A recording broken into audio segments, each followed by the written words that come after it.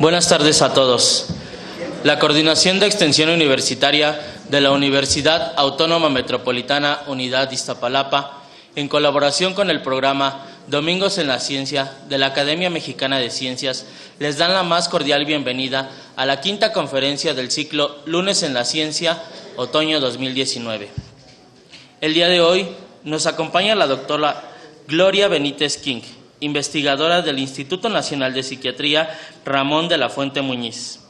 La doctora Gloria obtuvo el grado de licenciatura, maestría y de doctorado en Biología Celular por el Centro de Investigación y de Estudios Avanzados del Instituto Politécnico Nacional en la Ciudad de México, bajo la tutoría de la doctora Isaura Mesa Gómez Palacio. Al finalizar sus estudios de maestría, realizó una estancia de investigación en el Departamento de Neurobiología Molecular del Instituto de Farmacología Rudolf Magnus en la Universidad Utrecht de Holanda, bajo la dirección del doctor Willem Hendrik Gispen. Ingresó al Instituto Nacional de Psiquiatría en 1988, donde actualmente es investigadora en ciencias médicas. Desde su ingreso fue nombrada jefa del Departamento de Neurofarmacología y duró en el cargo 26 años.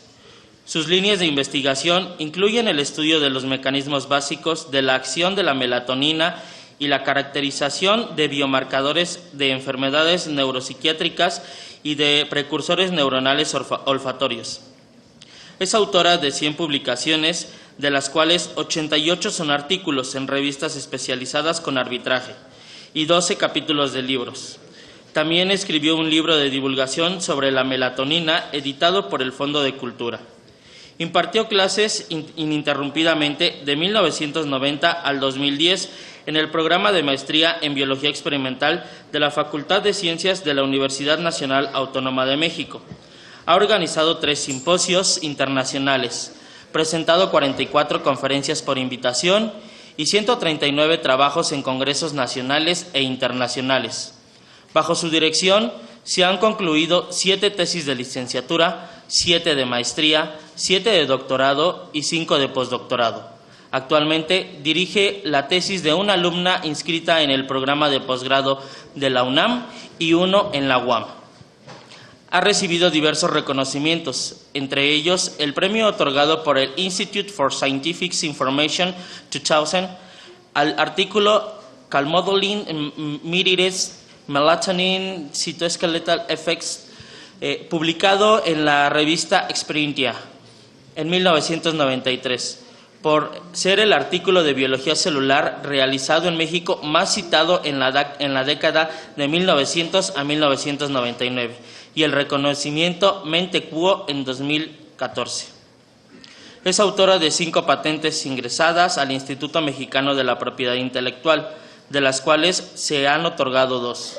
Fue miembro del comité editorial de la revista Journal of Pineal Research del 2006 al 2018. Es miembro del Sistema Nacional de Investigadores desde 1986. Actualmente tiene el nivel 3. A la fecha, sus trabajos han acumulado cerca de 2,000 citas. Y esta tarde, la doctora Benítez nos presenta la conferencia Las neuronas olfatorias, una ventana al cerebro para el estudio de la esquizofrenia. Bienvenida, doctora.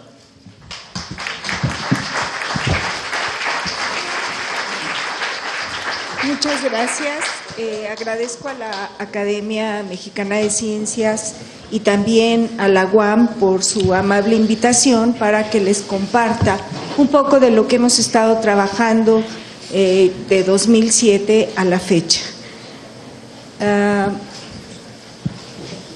Lo que voy a hacer en esta plática es primero explicarles un poquito qué es la esquizofrenia, cómo se relaciona con el trastorno bipolar, qué alteraciones biológicas hay en el cerebro del paciente con esquizofrenia y qué modelo hemos implementado en mi laboratorio para poder acercarnos a lo que es el cerebro de estos pacientes.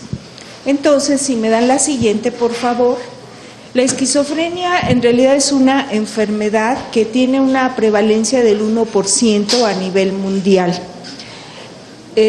Es una enfermedad en donde la persona experimenta alucinaciones, puede tener psicosis, Esas alucinaciones pueden ser auditivas porque escucha voces que le dan indicaciones de lo que tiene que hacer. Y eso cae dentro de lo que los psiquiatras llaman esquizofrenia de síntomas positivos. Hay otro tipo de esquizofrenia que es la de síntomas negativos, en donde la persona tiende a aislarse y tiende a ser poco social y a estar aplanada afectivamente. Esto es un problema social muy importante porque además del costo que genera el tratamiento y lo que cuestan los antipsicóticos, en realidad las familias se ven sumamente afectadas porque tienen que estar cuidando al paciente. Entonces, una de las características que tiene esta enfermedad, aparte de lo que yo les decía, es que tiene alteraciones cognitivas. En la que sigue, por favor. Esto que ven aquí son unos dibujos de Louis Wayne. Este personaje fue un pintor, en realidad, que nació en Londres a finales del siglo XIX. Y él, en realidad, estudió en la Escuela de Arte de Londres y lo que le gustó fue pintar gatos y hacía gatos antropomórficos. Y lo que se encontró es que Louis Wayne, cuando tenía cerca de 50 años, le declararon la esquizofrenia. Es una persona muy peculiar con esta enfermedad, ya que no le dieron medicamentos. En esa época no había antipsicóticos y por lo tanto aquí lo que pueden ver en estas imágenes de gatos es cómo fue el pintor percibiendo conforme avanzaba su enfermedad. Fíjense cómo iba percibiendo a los gatos. Aquí estaba recién, yo creo que ahí ni siquiera lo declaraban y vean cómo percibían los gatos, pero vean cómo después de varios años de evolución, de qué manera él pintaba a los gatos. Entonces esto lo que nos dice es cómo en estas personas está alterada realmente la percepción y todos estos procesos cognitivos. En la que sigue. Una enfermedad que se confunde a menudo con la esquizofrenia es el trastorno bipolar.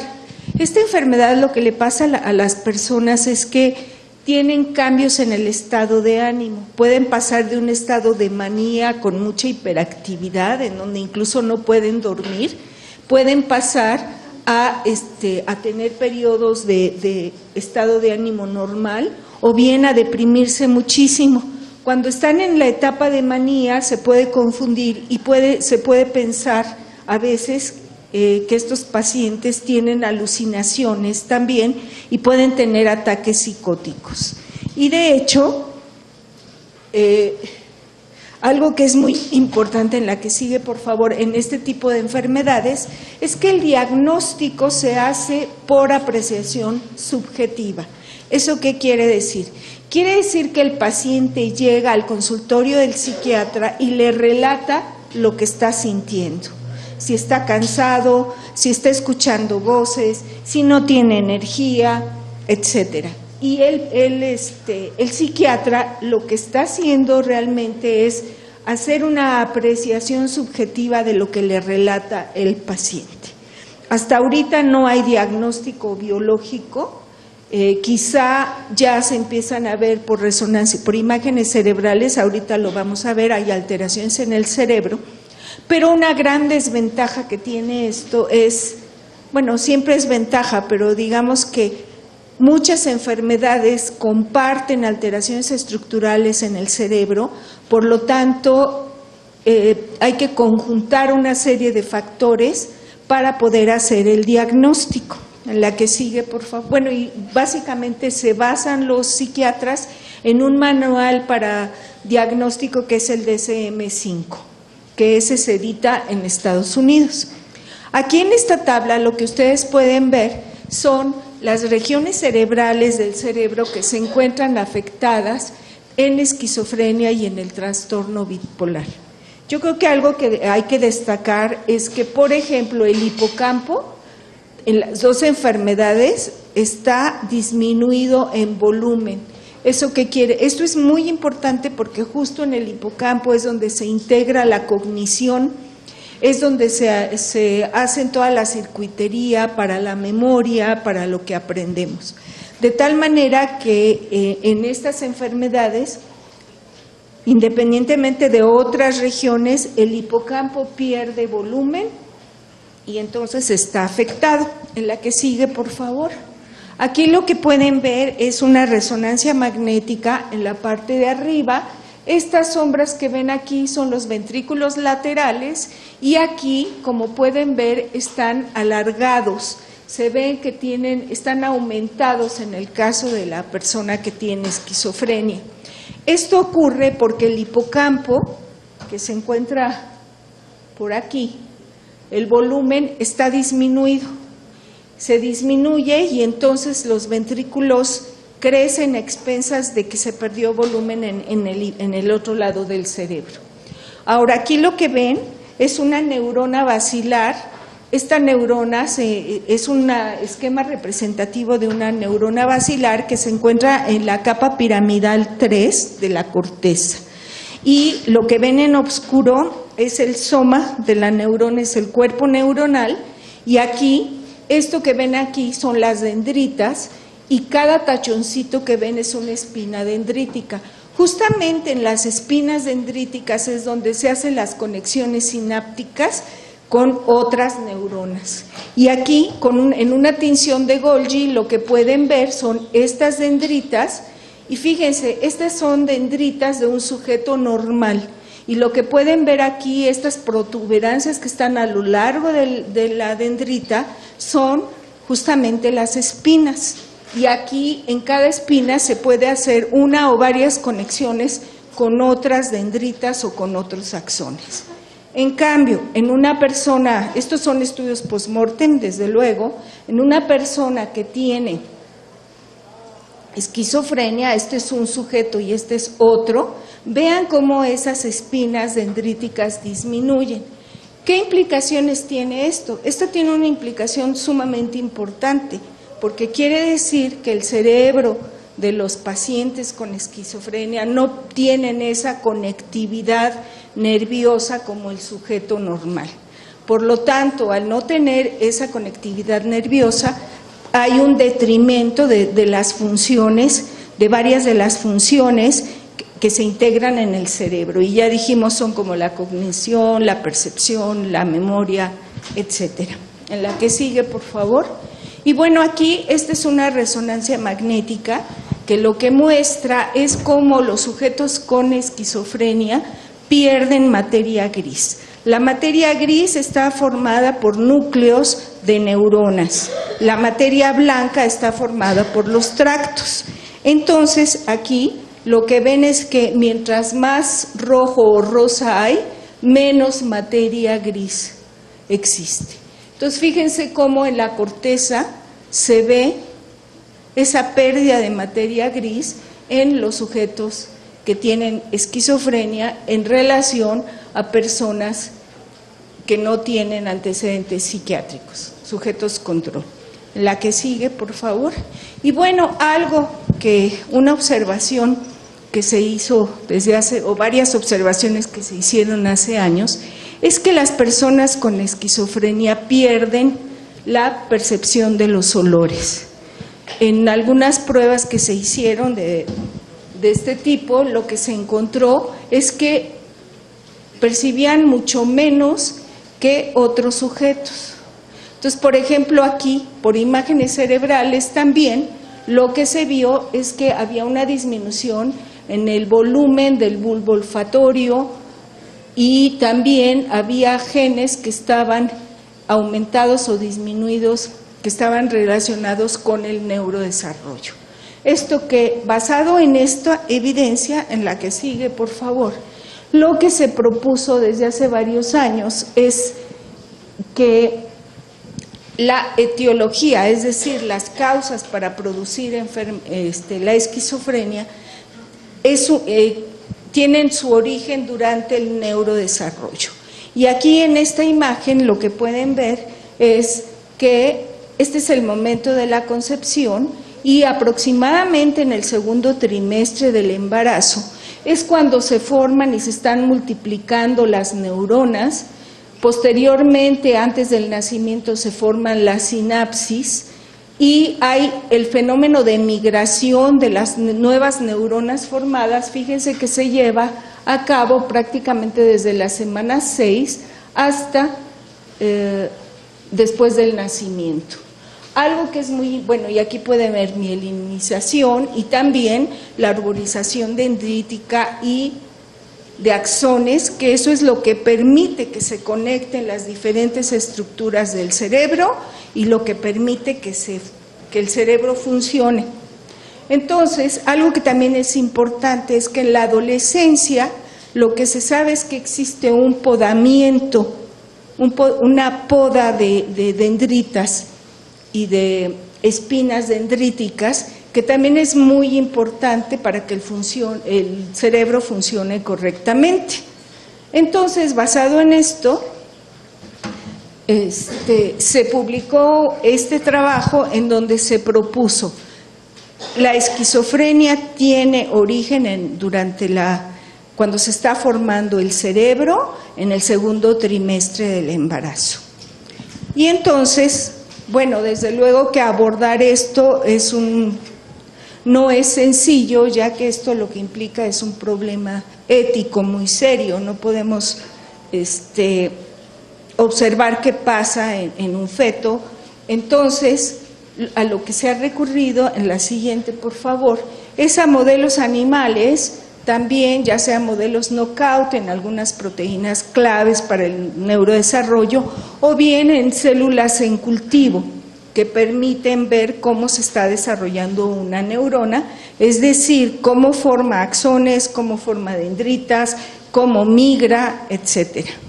Entonces, bueno, una estructura, un organelo muy importante en las neuronas para que ocurra el neurodesarrollo es el citoesqueleto. Aquí en estos esquemas lo que pueden ver es cómo se forma la glía radial, en realidad en los sitios neurogénicos en el cerebro, les estoy hablando en la etapa prenatal, y entonces esas neuronas empiezan a migrar. Aquí las pueden ver, esas nuevas neuronas formadas, migran sobre la glía radial, que está en anaranjado, y van desde los sitios neurogénicos hasta la corteza prefrontal, en donde ahí se van a conectar. Para que esto ocurra, se requiere de la integridad del citoesqueleto, que, como les decía, es un organelo que está constituido por microtúbulos, microfilamentos y filamentos intermedios. Entonces, aquí lo pueden ver en más detalle. Aquí se ve una neurona en mitosis, en verde se ve el uso mitótico, y entonces tiene que ir migrando. Algo que es muy importante también es un fenómeno que se llama nucleocinesis, en donde lo que pasa es que el núcleo se tiene que ir moviendo hacia el citoplasma para actuar como una fuerza propulsora de esto. Y también para la migración es muy importante que se formen lamelas, que son extensiones citoplasmáticas, que están constituidas por microfilamentos y microtúbulos y que van a hacer que se vaya caminando, entre comillas, las células sobre el sustrato o sobre la glía radial para poder hacer. Entonces, aquí algo que es muy importante es que para que en el neurodesarrollo existe migración neuronal, y también para que exista migración neuronal, entre otras cosas, desde luego, tiene que haber un citoesqueleto íntegro. En la que sigue, por favor. Bueno, entonces, basándonos en estas observaciones, lo que nosotros propusimos como hipótesis es que si el citoesqueleto tiene un papel clave en el desarrollo y en la diferenciación neuronal, y si la esquizofrenia y el trastorno bipolar se originan por algún trastorno del desarrollo, entonces la organización de los componentes del citoesqueleto estarán alterados en los precursores neuronales obtenidos de pacientes con estos diagnósticos. Y ustedes se van a preguntar, ¿por qué precursores neuronales y de dónde los van a obtener? En la que sigue, por favor. Bueno, pues resulta que en la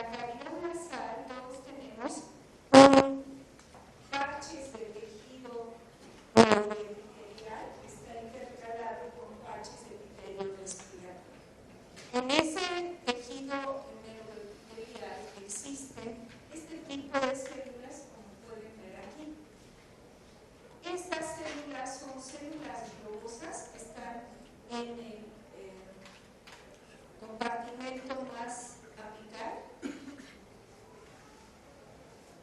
No, sí. Aquí van a tener células sustentaculares o células de sostén que están intercaladas con neuronas olfatorias maduras. Esas neuronas olfatorias maduras lo que hacen es proyectar hacia la cavidad nasal dendritas que están organizadas en algo que se llama penacho ciliar, y esas dendritas son las que tienen los receptores para percibir sustancias oloríferas. Aparte de esas neuronas olfatorias, ya les mencioné a las células de sostén. Esta es una neurona olfatoria, esta es una de sostén.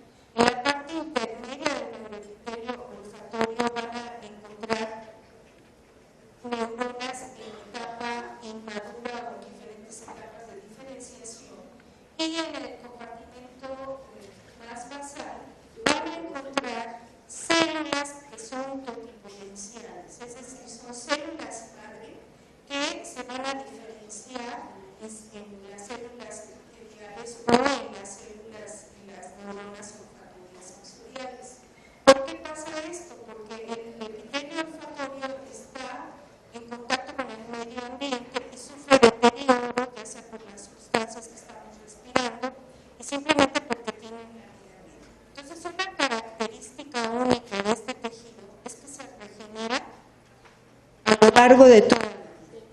Entonces, en la que sigue, por favor,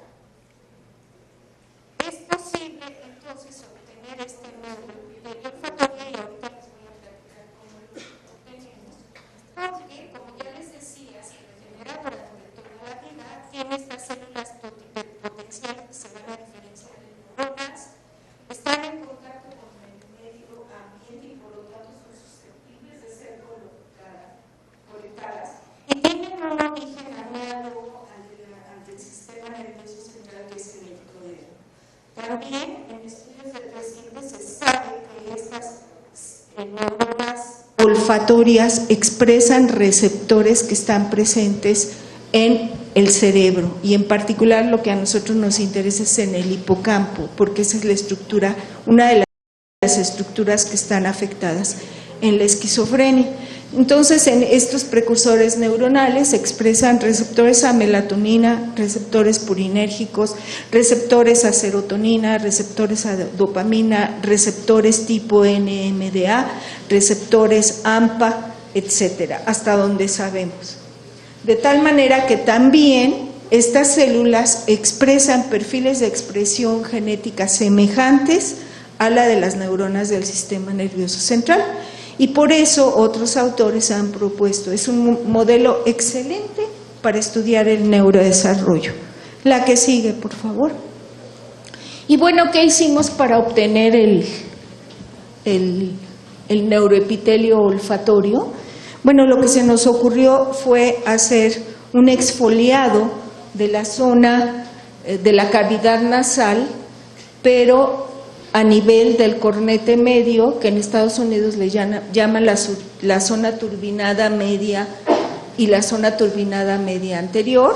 Aquí pueden ver una caricatura de la cavidad nasal y vean, aquí está el seno maxilar y aquí está el cornete medio, y lo que se hace es introducir un cepillo a la altura del cornete medio.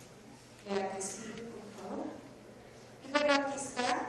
Vean cómo se utiliza un microscopio, se introduce el cepillo, más o menos a esta altura, aquí está el cornete medio, y en esa zona es donde se hace un cepillado. Y en la que sigue, por favor, estas neuronas, las que quedan atrapadas en el cepillo, se disocian mecánicamente en medio de cultivo, y de esta manera entonces podemos estudiar el citosol. En la que sigue, por favor. Y bueno, ya había dicho Carlos que en el tejido, ya un poquito también se los mencioné, hay células, estos son los diferentes marcadores que expresan las células basales son muy inmaduras, células que están como precursores neuronales, son células que ya están enrutadas al linaje neuronal, pero que son inmaduras, neuronas indiferenciadas, neuronas inmaduras y neuronas olfatorias maduras. Cada una de estas etapas se puede identificar porque expresan diferentes marcadores. Entonces, en la que sigue, que normalmente son proteínas, algunas de estas son del citoesqueleto. Entonces, en estas células que nosotros ya hemos obtenido tanto de pacientes como de sujetos control, una de las primeras cosas que llama la atención es que forman neuroesferas o que son agrupaciones de células que se están dividiendo y que son inmaduras. Es decir, están experimentando neurogénesis. ¿Cómo lo demostramos? Bueno, porque las células inmaduras, por un lado, expresan histina, las células neurogénicas expresan glucocortina, aquí lo pueden ver en verde, y también estas células, como se están dividiendo, son capaces de incorporar DDRU, que se va directamente a incorporar al DNA, que se está dividiendo cuando se está replicando. Entonces, estas células pueden experimentar la neurogénesis in vitro. Una vez que nosotros raspamos el epitelio olfatorio, se siembra, podemos demostrar con esto que también se están dividiendo, se está multiplicando la población. En la que sigue, también estas células que están en cultivo son capaces de madurar, es decir, se diferencian. Esto que ustedes ven aquí son células que están incubadas en un medio con suelo normal. Aquí están incubadas con AMP cíclico, que lo que hace es estimular la maduración de estas neuronas. Y aquí lo que hicimos fue utilizar un marcador que se llama, es un marcador Olfactory Marker Protein, por sus siglas en inglés es proteína OMP, que solamente se expresa en neuronas olfatorias. Entonces, fíjense, aquí ya tenemos una gran cantidad de células que están expresando ese marcador, lo que nos indica que estas células in vitro están experimentando diferenciación, es decir, no nada más están propagando y generando nuevas neuronas, también se diferencian. La que sigue. Y bueno, aquí lo que hicimos en un trabajo que publicamos en el 2011 fue caracterizar qué hacían, qué tipo de marcadores expresaban. Entonces, bueno, ya les saben, esta es una neuroesfera como la que acabamos de ver, pero esta está en campo claro. Y aquí vimos que expresan histina, que es un marcador de neuronas inmaduras, expresa tubulina beta 3, que eso es muy importante porque es un marcador de linaje neuronal. Solamente las neuronas expresan este tipo de tubulina, ningún otro tejido. También vimos un marcador de maduración que es NEU, que pinta el núcleo, que está en el núcleo, un marcador de glía. Y si se fijan aquí, solamente una célula está marcada, como pueden ver aquí, y las demás no. Y vimentina, que es una proteína de filamentos intermedios que se expresa exclusivamente. Es curioso porque la vimentina se expresa en células mesenquimatosas, no en neuronales. Las neuronas en sistema nervioso central expresan neurofilamentos, pero estas células que derivan del olfatorio expresan vimentina por el origen que tiene, que ya les decía que es un origen ectodérmico, y por esa razón podemos demostrar que son células neuroepiteliales. Y en la que sigue, bueno, y aquí están las diferentes proporciones. Lo que ven en negro son sujetos control, la barra que sigue es sujetos con esquizofrenia y la que sigue son sujetos con trastorno bipolar. Prácticamente las proporciones que expresan estas células son muy semejantes, no importa aquí la enfermedad. Pero ¿qué pasa con la organización del citoesqueleto? Veamos en la que sigue. Bueno, esto muy brevemente es para enseñarles cuál es la corte que hemos estado estudiando. Aquí, como pueden ver, bueno, no tengo incluidos los controles, pero obviamente para cada estudio que hacemos incluimos un grupo de controles variados por género y edad. Y aquí vean, tenemos la descripción de estos sujetos, la edad de pacientes que tienen esquizofrenia, que tienen diagnóstico de esquizofrenia paranoide. Tenemos lo que están tomando, antecedentes familiares neuropsiquiátricos y los años de evolución de la enfermedad. Aquí, por ejemplo, vean, este es una paciente femenino y quiere decir que nunca ha recibido antipsicóticos, nunca. Aquí aparece antipsicótico típico, en el momento de tomar la muestra no estaba recibiendo ningún medicamento. Y aquí está la corte de personas que estudiamos con trastorno bipolar y el tipo de medicamentos. Entonces, ¿qué encontramos? La que sigue. Encontramos que la organización de los microtúbulos se encuentra alterada. Fíjense, este es un sujeto control, este tiene trastorno bipolar y este es esquizofrénico. Fíjense cómo en los sujetos control, la red de microtúbulos es una maraña intrincada que prácticamente parte del centro a la periferia. Aquí ya la organización de Vigentin.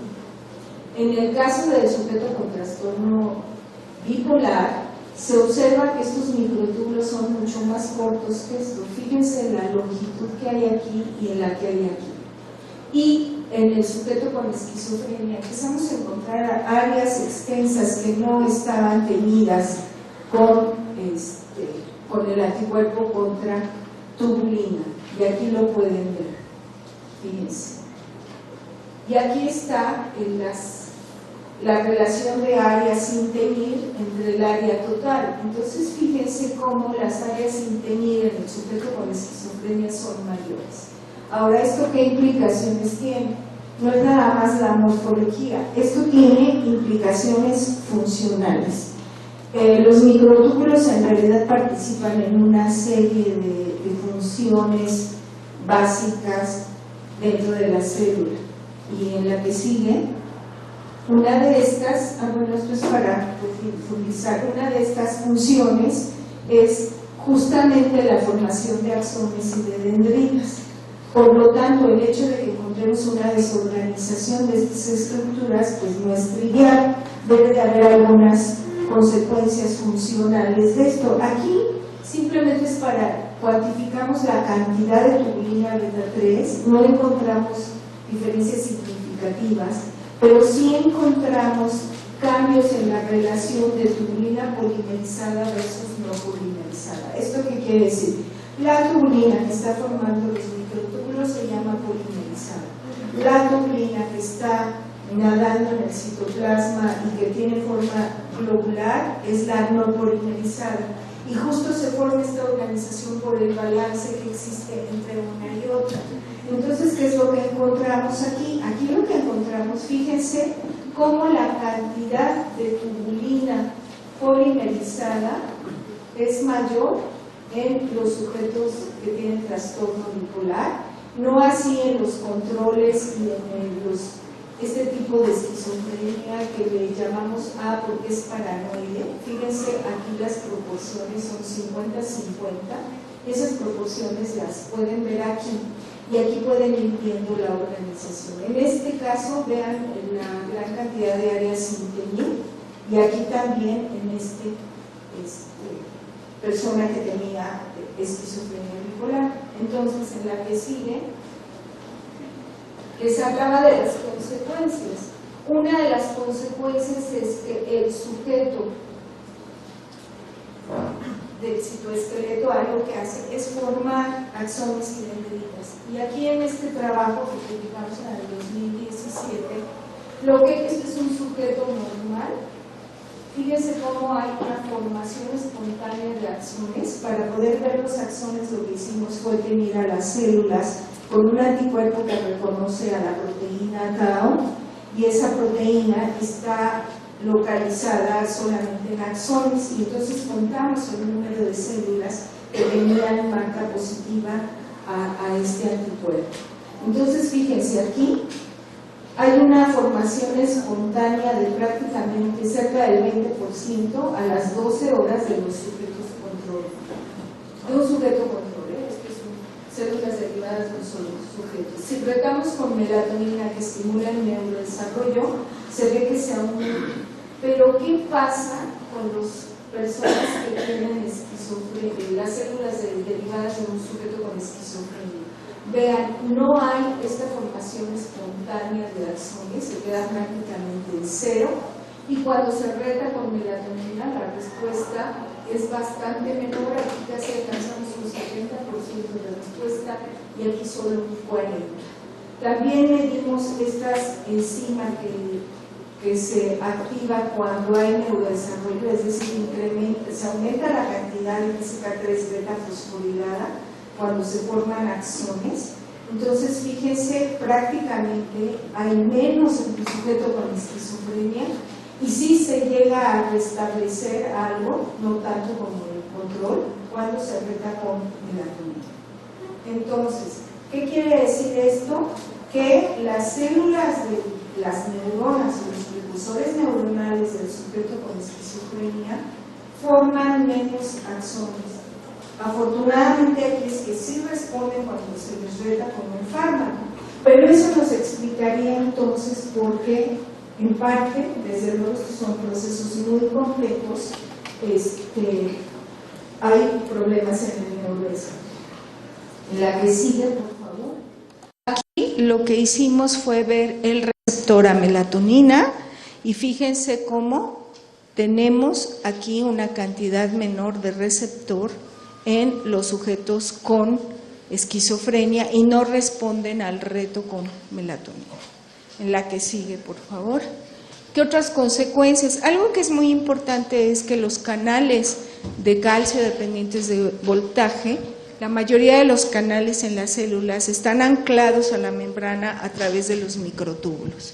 Entonces, ¿qué es lo que hicimos? Lo que probamos fue si las células de estos pacientes, cómo estaban las corrientes de calcio dependientes de voltaje. Y fíjense, los sujetos control y los sujetos con esquizofrenia, con trastorno bipolar, las corrientes son muy semejantes. Sin embargo, en el sujeto con esquizofrenia, estas corrientes de voltaje están disminuidas. Pueden ver los trazos de estas neuronas. Y algo que es muy importante es que sí expresan los canales, porque podríamos decir, bueno, están transportando menos calcio debido a que tienen menos canales, pero no, estas células sí expresan los canales de calcio dependientes de voltaje. En la que sigue, por favor. Bueno, y otra consecuencia más que aquí no les traje ninguna imagen, es que estas pacientes con esquizofrenia secretan mucho más. Nosotros, en colaboración con la doctora Trueta y con Montserrat Cercos, medimos la secreción en estas células y encontramos que hay diferencias en la secreción. Hasta ahorita no hemos medido qué secretan, pero sí hay diferencias en la actividad secretora de las precursores neuronales que derivan de pacientes con esquizofrenia. Bueno, entonces la siguiente pregunta con esta información fue ¿por qué están desorganizados los microtúbulos? La organización de los microtúbulos es un proceso muy complejo que depende de proteínas que se asocian a ellos mismos. Entonces, una de estas proteínas es la DISC, y esta proteína DISC es una proteína asociada, le llaman proteína asociada a los microtúbulos, que participa en una gama muy amplia de funciones. A este tipo de proteínas les llaman proteínas de andamiaje, porque son las encargadas de estructurar a los microtúbulos de una determinada forma para que puedan funcionar. Entonces, pues ahí lo siguiente que era, a ver, por un lado, los microtúbulos están organizados de una forma diferente en los precursores neuronales de los pacientes con esquizofrenia. Por otro lado, la tubulina parece que se expresa a los mismos niveles en cada una de estas células. Entonces quiere decir que debe de haber algún otro factor que esté influyendo. Entonces escogimos esta esta proteína que se llama DIS, porque es de amoníaco, porque se asocia a los microtúbulos, porque ayuda a que se estructuren y se organicen, y también porque se había descrito en una población de una familia escocesa que tenía esquizofrenia, que esa proteína que tenía un problema de su secuencia en el cromosoma número 11. De tal manera que dijimos, pues veamos cómo está, si está asociada o se piensa que es un factor de riesgo para esquizofrenia y está descrito en una familia, pues veamos qué pasa en las células que nosotros tenemos. Entonces, en la siguiente, lo que hicimos fue hacer un enfoque celular, que es medir la cantidad de expresión de esta proteína. Y vean, en el caso de, aquí está DISC, encontramos que estaba sobreexpresada en las células de los y encontramos que la que se expresaba era una lisosoma de 74 kilodaltones, y aquí pueden ver las cantidades que cuantificamos por Western blot. La que sigue, por favor. También vimos la distribución y para nuestra sorpresa encontramos que esta proteína estaba concentrada en el núcleo. No podemos decir que sea en el núcleo, pero sí en el núcleo o arriba del núcleo, porque nosotros no tenemos microscopio confocal, no lo hicimos. Pero fíjense lo que hicimos con este plot para cuantificarla en la que sigue, en la fracción nuclear y en la fracción citoplasmática. Entonces, lo que encontramos es que disminuye la cantidad de DIS en el compartimento citoplasmático, tanto en esquizofrenia como en el trastorno bipolar, pero en el núcleo está aumentando. Y aquí lo pueden ver muy claramente. Aquí volvimos GAP-PH como control de carga de Western blot y también el RNA, que es una proteína del núcleo, para demostrar que estos cambios que estábamos viendo son reales y no debido a que estuviéramos cargando diferente cantidad de proteína. La que sigue, por favor. Y bueno, algo que está relacionado también con la expresión de DIS es la migración. Entonces lo que hicimos fue medir la migración espontánea de este tipo de cámaras en donde las células se cierran aquí y después se ve cuántas llegan del otro lado. Y lo que encontramos, la que sigue, es curiosamente migran menos. Entonces, bueno, esto obviamente no es una relación lineal. Creo que esto nos da pie para que sigamos estudiando, pero el hecho de que migren menos y el hecho de que el citoesqueleto esté desorganizado, como la migración depende realmente de la organización del citoesqueleto y de los microtúbulos, también de los microfilamentos, bueno, esta disminución de la migración se puede ver a que hay una desorganización de estos elementos del citoesqueleto. La que sigue.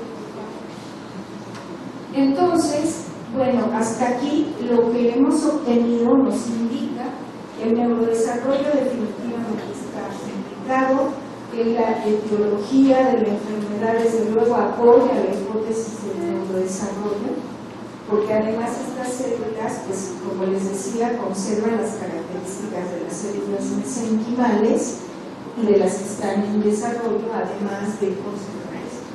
Y entonces, no sé si me da tiempo una última serie de resultados, en donde algo que nos llamó mucho la atención en la anterior, por algo que nos llamaba mucho la atención, es que la DISC, a nivel del centrosoma, aquí, está interaccionando con otras proteínas para formar una estructura que se llama cilio primario. El cilio primario está constituido por microtúbulos que pueden ver aquí, que están rodeados de una membrana plasmática, y justo aquí se localizan múltiples receptores. Entre estos receptores están receptores a factores de crecimiento que son claves para que exista neurogénesis. Entonces, dijimos, bueno, si la DISC está alterada en estas células, ¿será que también puede estar alterada la formación de cilio primario, ya que esta DISC forma parte de del cuerpo basal a partir del cual se forma este organismo. Y entonces por eso empezamos a abordar el tema del ciclo primario. El ciclo primario es como una antena que sensa las señales extracelulares, como les decía, los factores de crecimiento, y entonces cuando sensa estas señales se reabsorbe el ciclo primario y entonces las células entran en mitosis y se empiezan a dividir, y de esta manera es como se va propagando la cantidad, se amplifica la creación de precursores neuronales. Entonces en la que sigue, aquí son imágenes tomadas por inmunofluorescencia de una clona, en este caso es una clona de precursores neuronales, y las flechitas rojas están señalando el ciclo primario, que son células que se incuban en ausencia de suelo, justamente para que se pueda ver el ciclo y que no se induzca esa retracción de la que les estaba hablando. Fíjense que hay una amplificación, esta es la estructura, este es el ciclo primario, y aquí está el número de células que van formando ciclo en relación antigua, en la que sigue.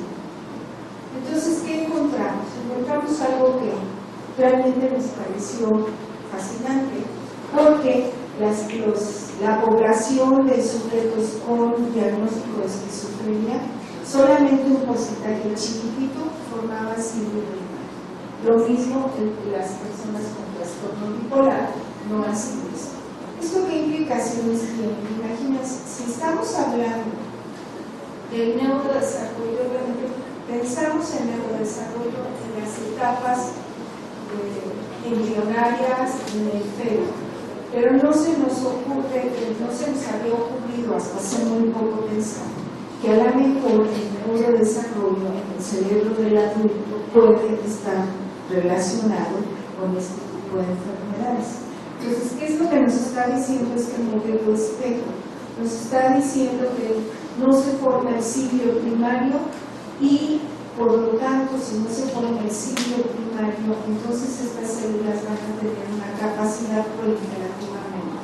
Digo, estamos en eso, con Claudia, investigando si las células se marcan con KI, que significa que están proliferando. Pero bueno, esto cambia ya un poquito las cosas. Quiere decir que se origina en la etapa fetal, pero también en el cerebro del adulto puede haber esas deficiencias para que se amplifique la población de neuronas y se puedan integrar a la circuitería. Y algo que es muy importante saber es que en el hipocampo, justamente en el giro dentado, ahí se forman nuevas neuronas que son susceptibles de integrarse a la circuitería preexistente.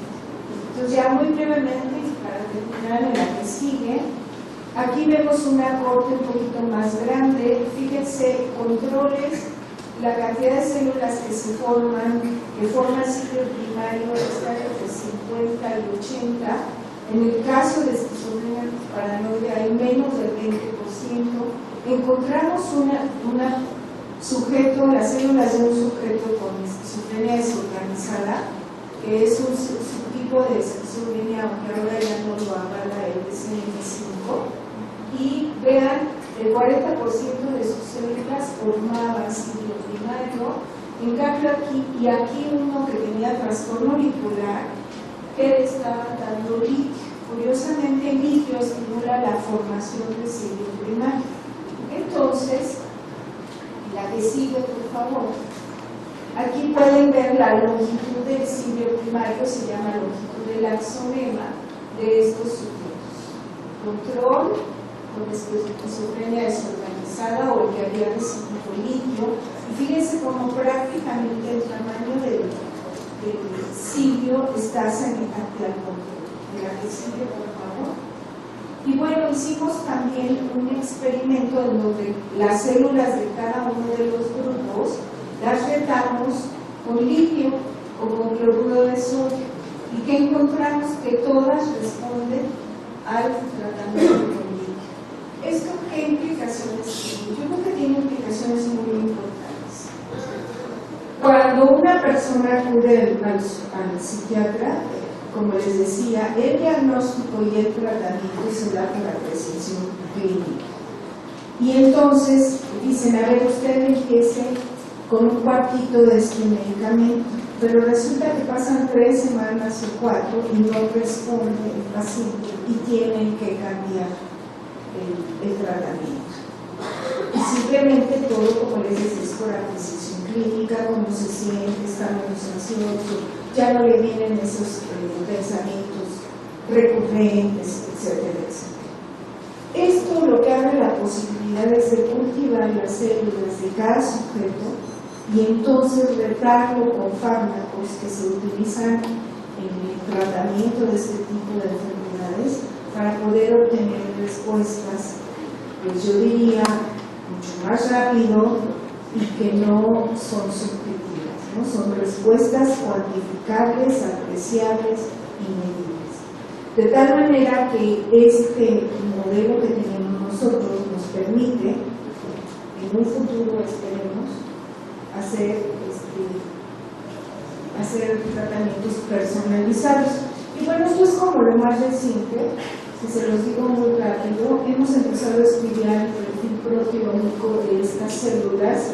Aquí pueden ver cómo está el perfil de proteínas de un control, de un paciente con esquizofrenia paranoide, las células, aquí con esquizofrenia desorganizada, y que les decía que se hace signo primario de trastorno bipolar. Es la tesis de la licenciatura de Nietzsche, nada. Y hasta ahorita ya tenemos cada una de esta pelotita que ven aquí es actina, aquí se ve, se separa por carga y por peso molecular. Entonces ya hemos cuantificado las cantidades que tiene de actina y tubulina. Tubulina, las cantidades relativas de tubulina no cambian, actina sí, y justamente estamos tratando de analizar todo esto por el papel tan importante que tienen los microfilamentos formados por actina en migración. Y entonces, en la última, bueno, aquí tenemos como un resumen, qué es lo que hemos podido observar a través, mirando a las neuronas olfatorias y para podernos asomar a lo que es el cerebro. Por un lado, hemos podido observar procesos dinámicos que solo se producen en las neuronas in vivo, como es secreción, como es corrientes de calcio, entre otras cosas, como es la formación de axones y de dendritas. Por otro lado, también hemos visto cómo está el proteoma, es una de las aproximaciones que estamos siguiendo. ¿Y qué perspectivas tenemos? Bueno, yo creo que aquí surge la posibilidad de tener biomarcadores para poder identificar diferentes enfermedades. Obviamente la tarea no es fácil, pues porque tenemos que hacer estudios de especificidad, incrementar la ADN de sujetos estudiados, etc. Pero si logramos ir caracterizando biomarcadores, vamos a poder tener un diagnóstico biológico que hasta la fecha no existe. Y finalmente, lo que les decía hace un momento, podemos retar a estas células con diferentes fármacos y ver la respuesta y verlo de manera personalizada. Y desde luego esto nos permitirá profundizar en la biología y en todos los procesos dinámicos celulares que pueden estar involucrados para producir esta enfermedad. Muchas gracias.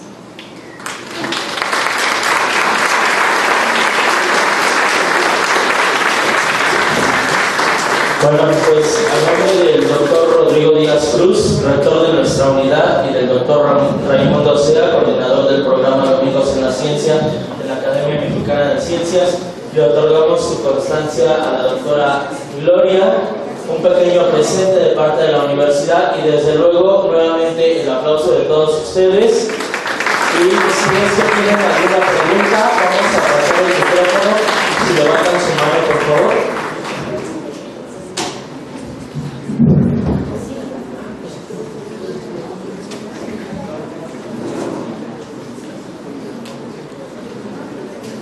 ¿Alguna pregunta? Tenemos 2 publicaciones de la doctora para obsequiar para preguntas. Sí, de este lado, por favor. Allá, al fondo.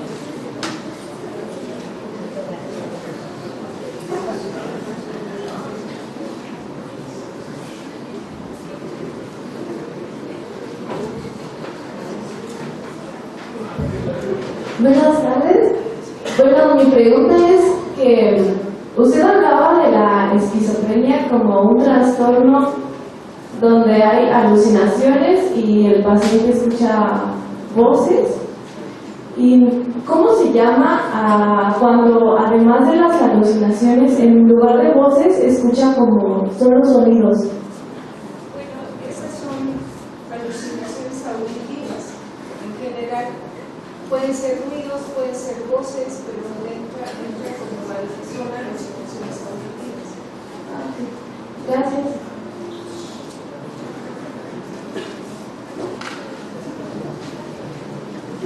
De este lado, por favor. Buenas tardes.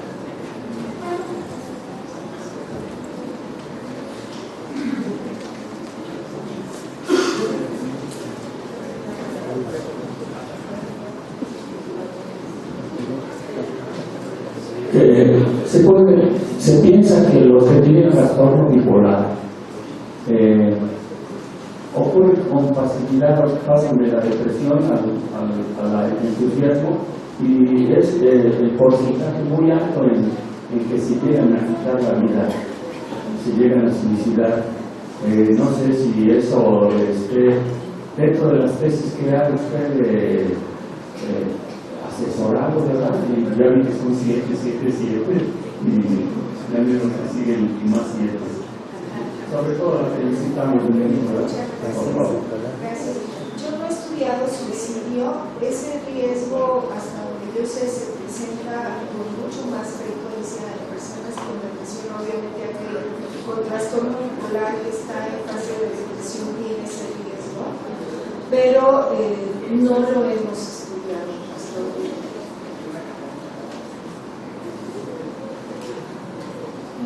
Bueno, hablamos sobre factores biológicos que tienen a la esquizofrenia, en este caso. ¿Y qué pasa con los factores externos? ¿Existen factores externos, por ejemplo, el alcohol, drogas o las famosas monas? Eso que tiene que ver con el sistema olfatorio. ¿Qué implicaciones o cómo se ve reflejado? Yo creo que tu pregunta es muy buena. Uno, los factores externos sí tienen mucho que ver, porque ahora hay una rama que se llama epigenética, y lo que se sabe es que el DNA se metila, o las histonas se metilan, y entonces cambia la expresión de los genes. Y lo que se ha visto, por ejemplo, es que niños que estuvieron sometidos a casos de violencia o de mucho estrés durante la infancia son proclives a desarrollar depresión. Ahora, en cuanto a las drogas, la verdad no sé cómo puedan influenciar cómo influyen en estas enfermedades, pero lo que sí sé es que muchas personas que tienen estos trastornos caen dentro de las adicciones porque buscan desesperadamente algo que los haga sentir mejor. Buenas tardes. Me gustaría hacer una cosa. Al momento se comentaba que la proliferación de neuronas se disminuía. ¿Eso qué afecta en el desarrollo como cognitivo e intelectual de la persona? ¿Puede alcanzar a desarrollar, por ejemplo, dedicarse a ciencias más específicas, como desarrollarse como ¿cómo se llama? O sea, que puede definirse como una persona con inteligencia más alta No, fíjate que no hemos llegado a ese grado de conocimiento. Lo que pasa es que esto es una inferencia. Si se forman, hay una capacidad neurogénica mayor, quiere decir que las células se van a poder integrar a la circuitería preexistente y por lo tanto va a poder tener cognición o todas las funciones que deben depender de esto. Ahora, que hay estudios en donde hayan medido cuántas conexiones tiene una persona que tiene un IQ de 200 versus otra, la verdad no sé. Lo que sí se sabe es lo que les enseñé. Un hipocampo está disminuido, la gente tiene alterada la percepción, a lo mejor tiene alterada la memoria. Eso es lo que sí se sabe. Y no sé si hay algún estudio sobre personas que tengan un IQ muy alto algo, lo desconozco.